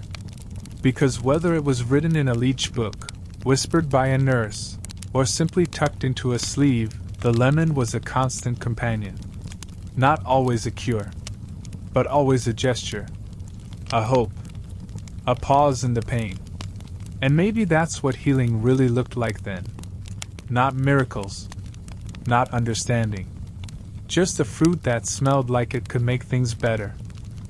You've wandered far from the manor and the monastery, now closer to the edge of town, where the smells shift again. Less lavender, more livestock. Fewer velvet gowns, more leather boots and tobacco breath. This is the part of the city where things are bought and sold quickly, and not always legally. And yes, even lemons. Because when something becomes valuable, you can be sure it becomes smuggled. You're stepping into a market square now, early morning, fog still clinging to the cobblestones.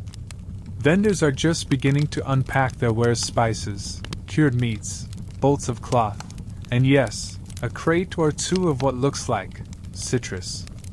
Not the fresh, glowing lemons of court. No. These are slightly bruised, their peels dulled by travel and rough handling. But still unmistakable. Here's your mainstream fact. By the late Middle Ages, the Mediterranean trade routes were dense with high-value goods, spices, silk, glassware, and citrus fruits among them. Cities like Venice, Genoa, and Marseille became hubs of luxury trade. And with luxury comes control. Lemon shipments were often taxed, inspected, and carefully recorded. Which, of course, meant that unrecorded lemons could be very profitable. You trail behind a man with a patched cloak and a too casual gait.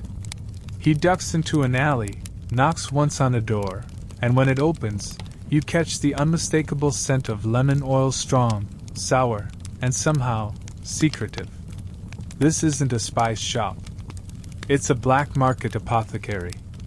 Here's your quirky tidbit.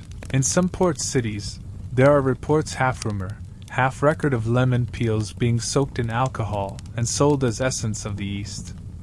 Buyers were told it could cure illness, enhance memory, even preserve the soul from dark thought.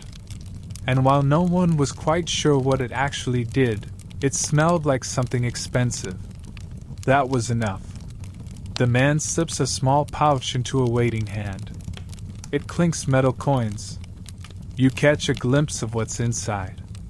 Dried lemon slices, a few cloves, maybe some powdered ginger. Just enough to pass for perfume. Or medicine.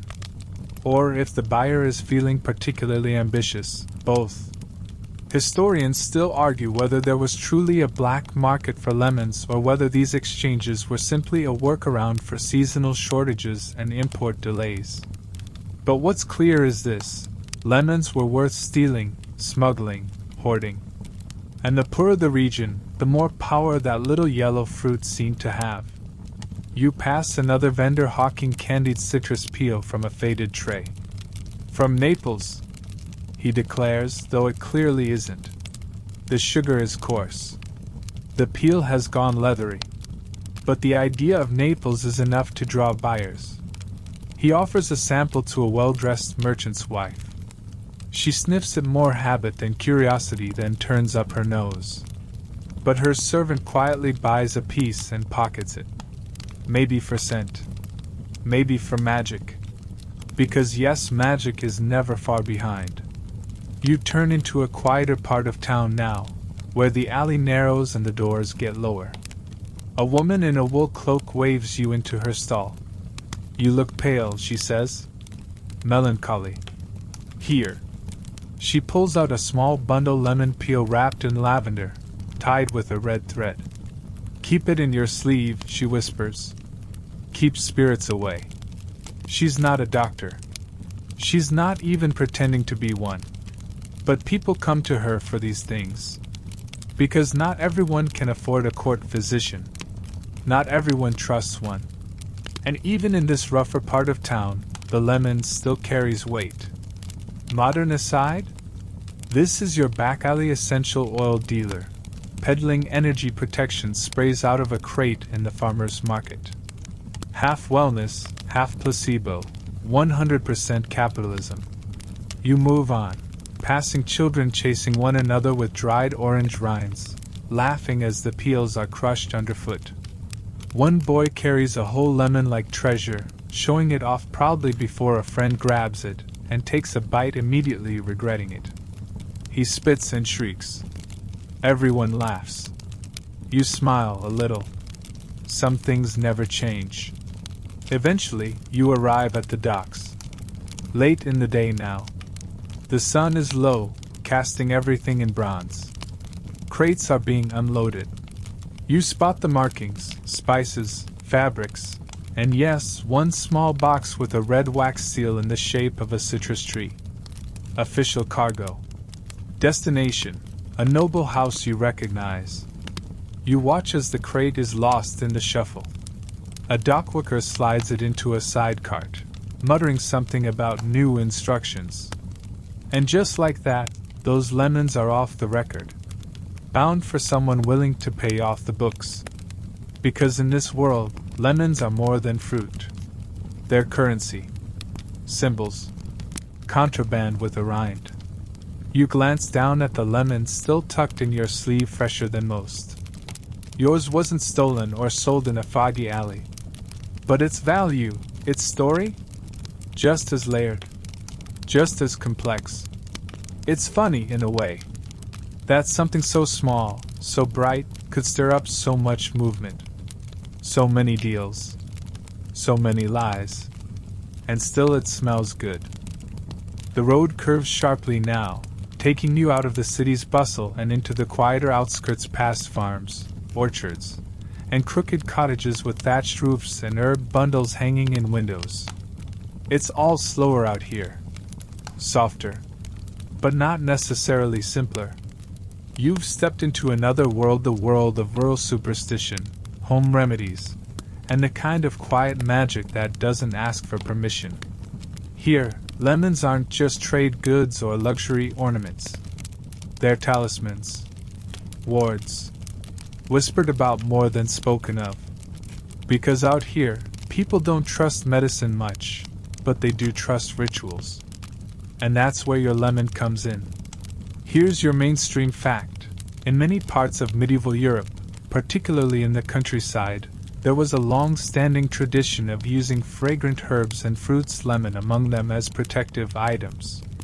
Lemons were sometimes hung in doorways, placed in windowsills, or worn close to the body to ward off illness, evil spirits, or bad luck. While not widespread among the poor who couldn't afford imported citrus lemons, and their peels were highly prized whenever they could be obtained, often repurposed multiple times before they lost their scent. You're standing now in the doorway of a weathered stone cottage. Inside, an old woman stirs something thick in a cauldron. It smells like honey, thyme, and just the edge of something citrus. Not strong. Not fresh. But present. Keep one in your sleeve, she mutters without looking up. Smell it when you pass a graveyard. Keeps the whispering away. You nod. Obviously. She pulls a small jar from a shelf and presses it into your hand. Dried lemon peels soaked in oil and vinegar. Rub it on your chest when you're grieving, she says. Or when someone else is. Can confuse the ghosts. They get distracted. Here's your quirky tidbit.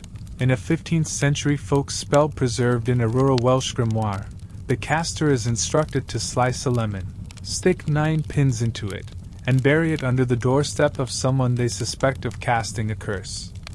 The idea? As the lemon rots, so does the curse and, potentially, the temper of the person who caused it. Charming!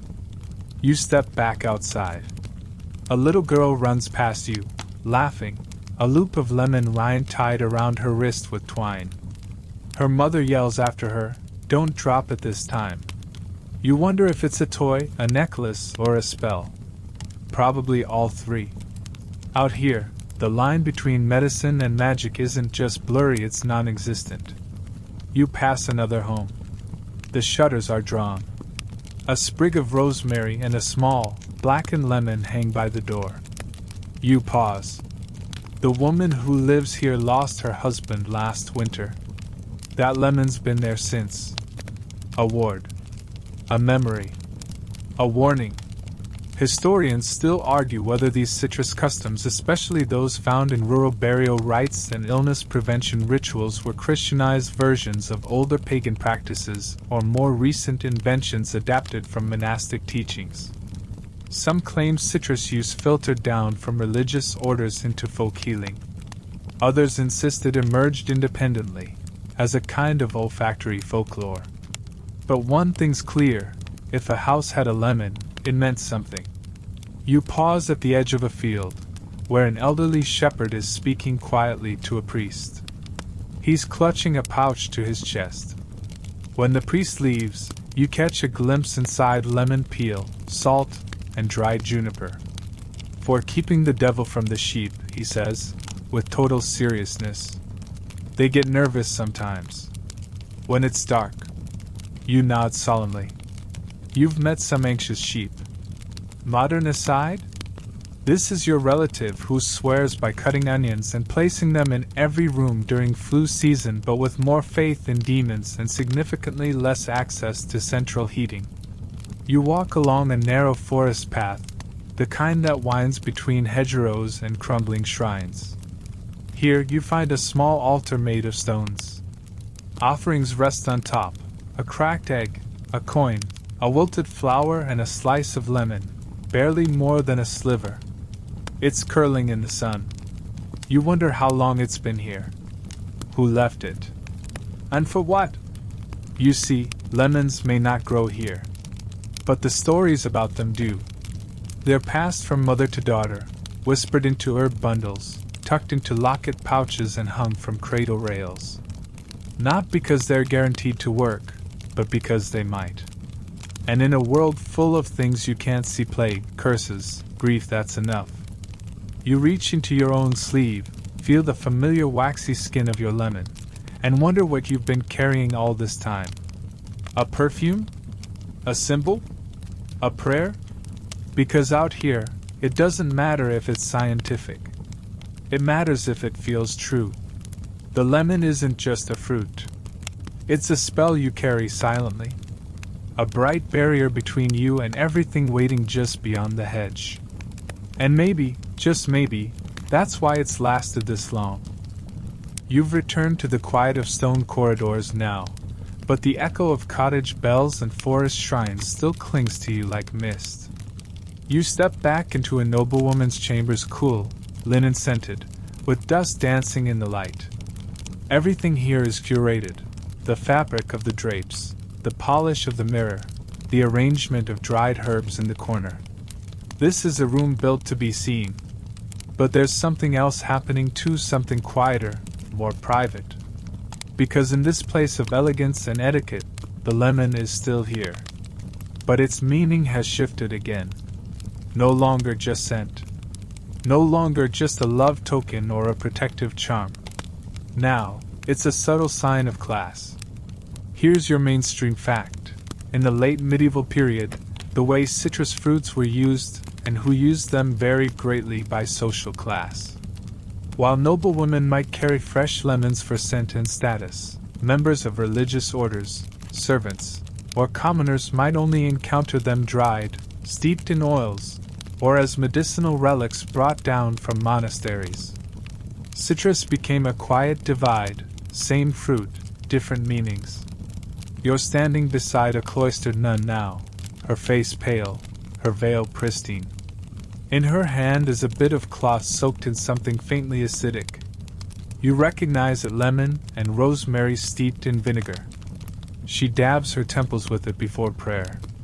It clears the sinuses, she says. And the thoughts. She smiles gently. But you notice, the cloth is patched. Worn. Whatever lemon she had was likely given as a gift from a wealthy patron. Maybe months ago. She's making it last. And here's your quirky tidbit. Some convents and abbeys were known to infuse water with the peels of citrus fruits gifted by nobles, using it to clean altars, wipe religious icons, or even scent the hands of nuns during rituals. Lemon was not just fragrance. It was purification, both physical and spiritual. You move now into the servants' wing of a manor house, far from the great tapestries and sweetmeats of the main hall. The smells here are different: sweat, wax, cooked onions, wool. But tucked inside a maid's apron you find it again, a curl of dried lemon peel, stitched into a corner like a secret. It's brittle, barely fragrant. But she presses it to her face during a break, eyes closed. Just for a moment. Just for herself. No one in court would notice. But it matters. Historians still debate whether this use of citrus among lower-class women was practical or aspirational. Was it used because it genuinely helped mask foul odors, or because it offered a borrowed sense of elegance, something that made them feel a little more noble, if only for a breath or two? You continue wandering. Now you're in the chamber of a merchant's wife, a middle-class woman, neither noble nor poor, carefully navigating both worlds. Her sleeves are plain but well made. Her scent? Lemon oil and clove. She doesn't flaunt it. She doesn't hide it. She wears it practical, efficient, a statement that says, I am not noble, but I am refined. She stores her citrus peels in a carved wooden box lined with linen. You admire the detail. This isn't courtly opulence. It's quiet, methodical pride. She shows you how she refreshes the peels with drops of rosewater once a week. I saw a noblewoman do this once, she says, and smiles. Now it's mine. You nod. Because you understand, class isn't always about gold or land. Sometimes it's about how you carry a lemon. Modern aside? Imagine the difference between someone with a designer perfume and someone who refills a small vial with essential oil to stretch it for months. Same intent. Different circumstances. One smells like wealth. The other smells like resourcefulness. You return to the great hall just in time to see a noble lady offer a visiting monk a lemon wrapped in silk. He bows deeply, accepts it, and carefully tucks it into a sleeve already lined with ink stains and humble linen. It's a gesture. A crossing of worlds. He'll slice it into vinegar later, and use it to wash the wooden altar in his mountain chapel. She'll never see it again. But the scent will linger on his fingers, in the cloth, in the air between prayer and sleep. You pause now, considering the lemon in your sleeve. Still smooth. Still vibrant. You've seen it through perfume wars, romantic advances, illicit markets, and monastery herbals. But here you see its clearest truth, a shape that changes depending on who holds it. A status symbol. A survival tool. A boundary line between noble, lay, and cloistered life. The fruit itself doesn't change. But what it means, that changes completely. You step back out into the courtyard, where a young scullery girl runs past with lemon-scented water sloshing in a bucket. Behind her, the abbess walks slowly, cane tapping, a citrus pomander tied at her waist. In the corner, a young noblewoman fans herself with a lemon-scented veil while reading from a book of prayers. 3 women, 3 lives, 1 lemon. And you? You still keep yours close. You're standing in front of a tall, rippling mirror now polished so fine you can almost see yourself clearly, which is a rare miracle in the 15th century. A seamstress adjusts the fabric on your arm. She's muttering about sleeve width, about how last season everyone was wearing tight cuffs and now it's all dramatic drape again. The fashion will never stop turning, even if it creaks and smells faintly of goat. But the lemon? It's still in your sleeve. That hasn't changed. You're watching your reflection now as the gown takes shape: dark velvet, lined with soft fur, sleeves wide enough to smuggle a small dog or a disappointing suitor. And of course, it's built for carrying things. Because even though trends are changing, the function of the sleeve hasn't gone out of style. Not yet. Here's your mainstream fact. By the 15th century, sleeve styles were shifting rapidly across European courts. The tight, buttoned sleeves of early fashion gave way to massive bag sleeves and eventually to detachable sleeves, which could be removed or swapped like accessories. Fashion became more modular, more expressive, but the tradition of storing items in the sleeves, especially for women, remained surprisingly persistent. You reach in without thinking and feel your lemon, snug as ever. Maybe it's a habit now. Maybe it's your version of a grounding stone, or a medieval stress ball, though this one smells far better and costs considerably more. Your seamstress pauses to pin a decorative strip of embroidery along your sleeve. Some ladies are putting rose petals inside now, she says, for the fragrance. Not everyone's got lemons like you. She says it with a touch of envy, not malice. You nod graciously, as if carrying citrus isn't your signature move. Here's your quirky tidbit. In some noble households, sleeves were custom tailored with small inner pouches lined with linen or silk that were perfumed before the gown was even worn. Seamstresses would line them with lemon peel, lavender, and orris root, so that when the lady slipped her hand inside, she emerged smelling as if she just come from a sunlit grove.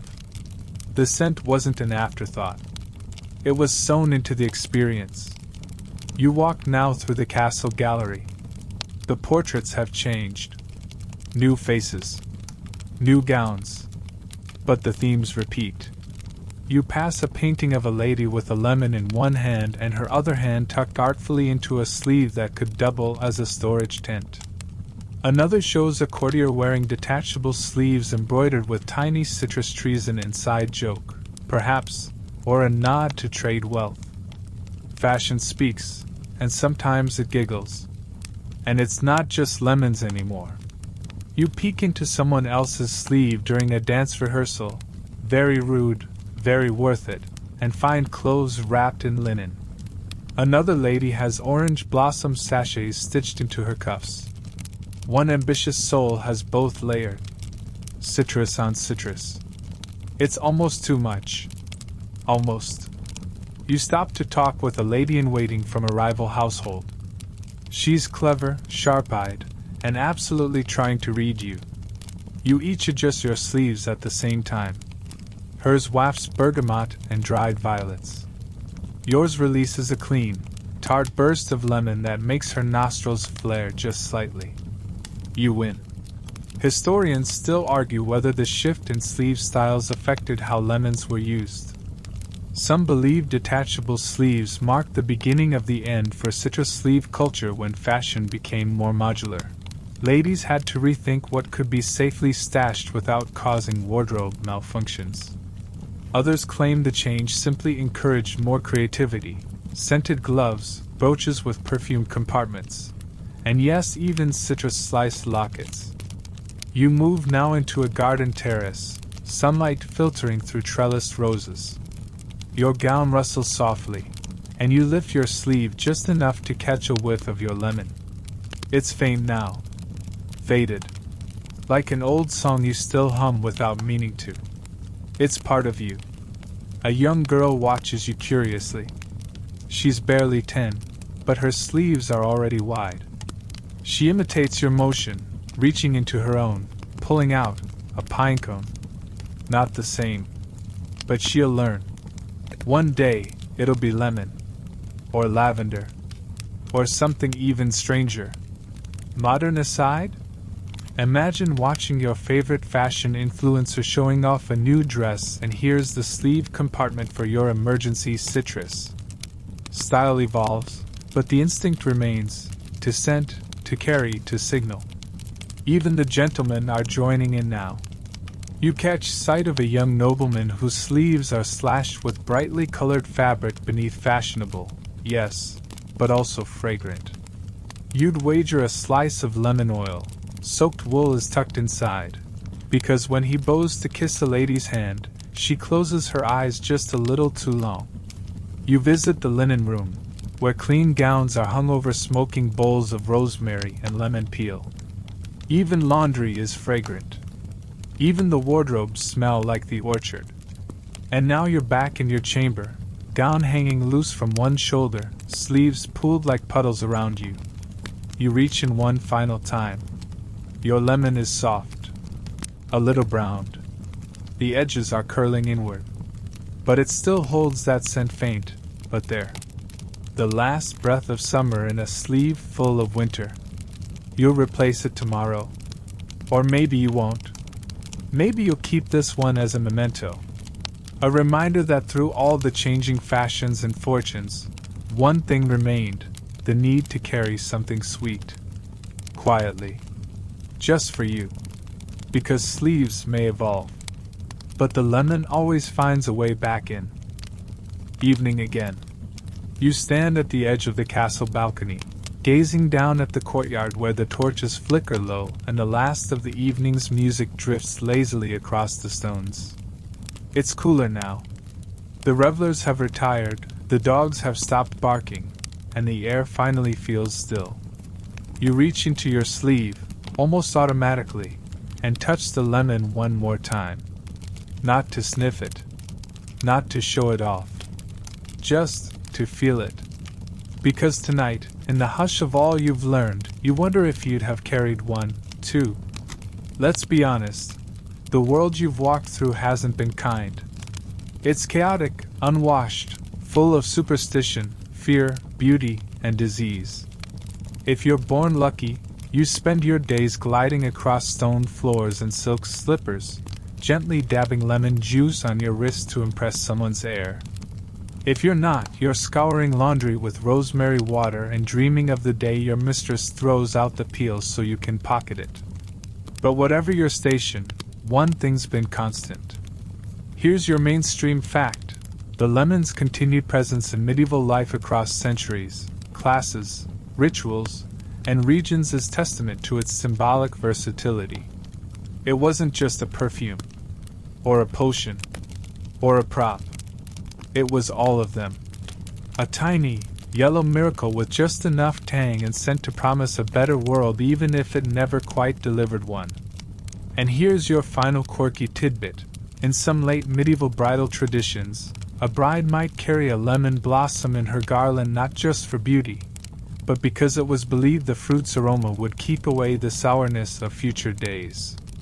Not exactly subtle, but charming, and very on brand.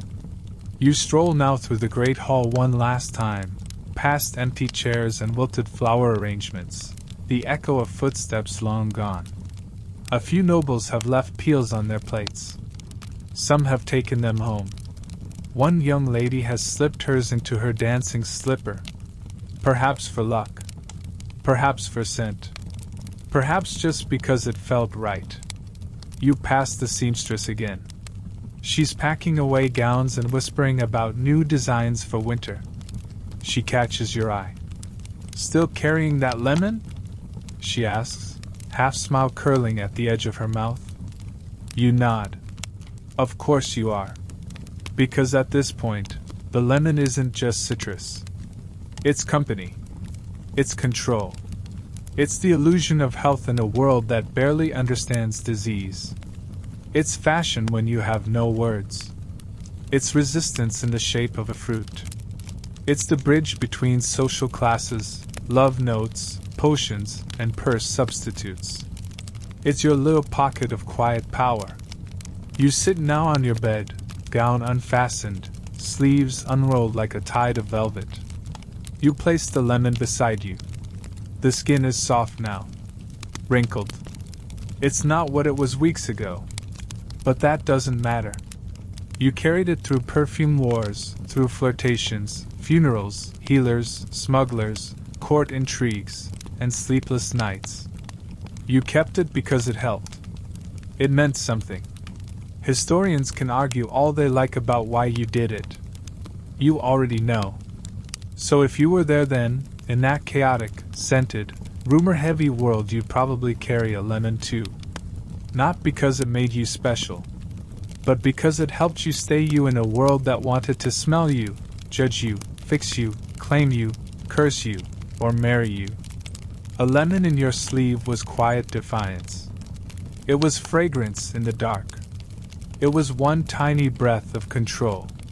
And in a world like that, what more could you ask for? And now, with your eyes growing heavy and your breath slowing to match the rhythm of a flickering torch, let yourself drift softly away from the echoing stone halls, from the clinking of goblets and rustling of embroidered sleeves. The lemon rests now, still and safe, tucked away in the folds of a gown that no longer needs to move, no longer needs to impress or protect or perfume. The room dims, the candles are out, and the air smells faintly of linen, of dust, and if you really focus, maybe just the last trace of citrus. That final breath of something sharp and bright. A reminder that even in times when life was hard and the world was full of shadow and noise, people still sought something fragrant to carry close. Something golden. Something sweet. The lemon has done its work. It's softened now, like the light, like your thoughts. All the whispers, the superstitions, the quiet courtship rituals, they fade into the background, like a lullaby you can barely remember but still hum. So rest your head now. Feel the warmth around you, the cool edge of a soft breeze, the long, slow rhythm of sleep descending. You've walked through centuries. You've watched sleeves ripple and fashion evolve. You've seen lemons whispered over, hoarded, hidden, and shared. And now, finally, there's nothing left to do but let the candle burn low and let your body soften, like parchment curling at the edges, like peel in the sun. You're safe. You're still. And if you dream tonight, maybe you'll dream of lemons.